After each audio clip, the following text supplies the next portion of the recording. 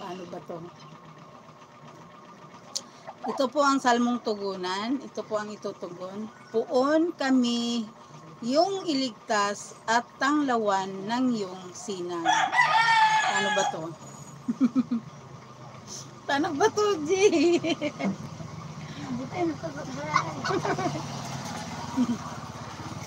Bahala na. Tabi dito ay. Tingnan natin ha. Puon kami yung iligtas. Parang hindi eh. Parang hindi no. Parang hindi yun ang tono ngayon. Puon kami yung iligtas. Iba rin. Puon kami yung iligtas. Hindi rin. Paano ba yun? Hindi ko maano eh. Nandiyan kasi sa main ko yung ano eh.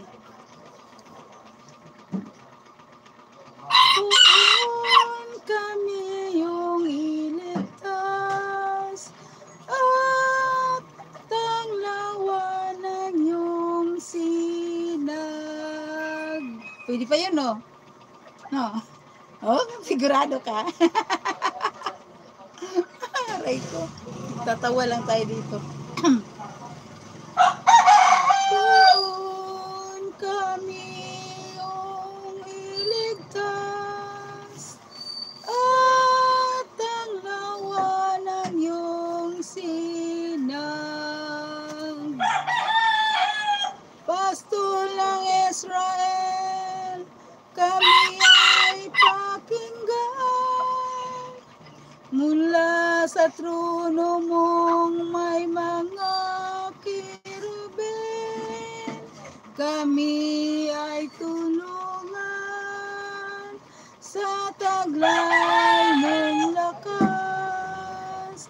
Kami ay iligtas at tubusin sa hirap.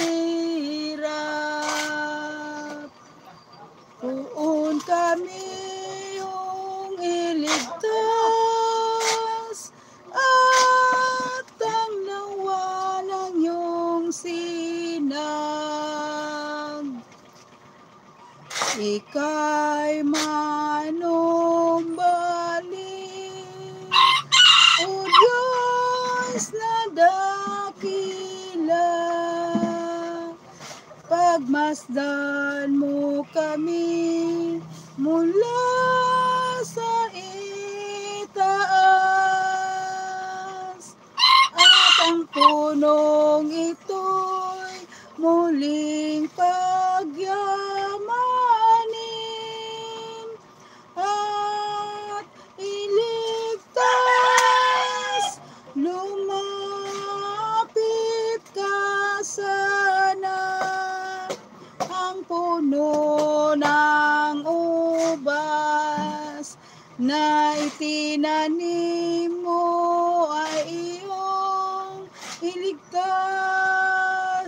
Yaong punong iyon na pinalago mo't iyong pinalakas. Puon kami yung iligtas at tanglawan ng iyong sinag.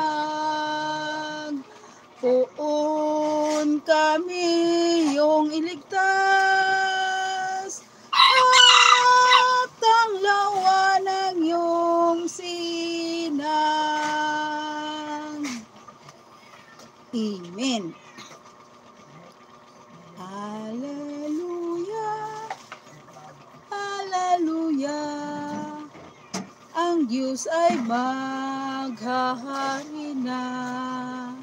Talikdan ang tanang sala.